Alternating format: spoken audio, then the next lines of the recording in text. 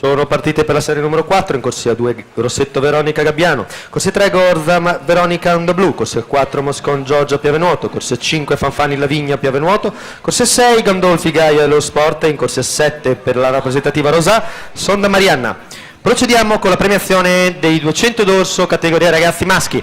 Al terzo posto medaglia di bronzo per la Fondazione Bentegodi 21695 Termine Luigi.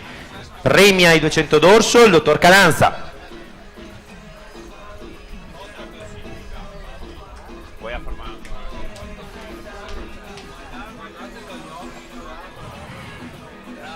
Al secondo posto medaglia d'argento in 2:15:42 rappresentativa Idros Biasin Filippo.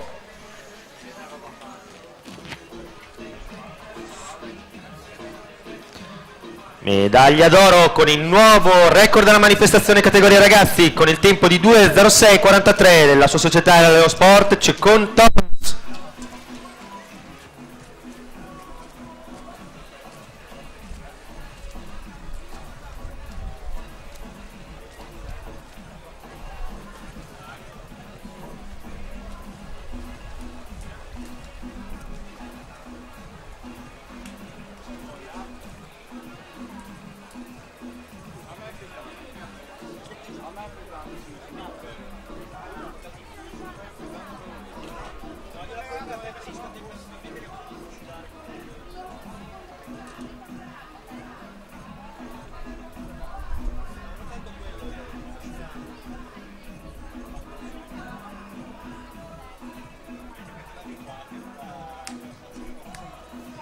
Per la terza serie in programma dei 200 d'orso assoluti femmine sono in partenza la corsia 1 per Rotta Giorgia rappresentativa Idros, corsia 2 Collodel Martina Nottoli Nuoto 74, corsia 3 dall'Antonia Giorgia Piavenuoto, corsia 4 Conforti Marcella Vittoria Latanuoto, corsia 5 Buttignolle Elena Nottoli Nuoto 74, corsia 6 Buttazzoni Martina Arca Team, corsia 7 Faronato Morgan rappresentativa Rosà e in corsia 8 De Negri Ilaria rappresentativa Idros.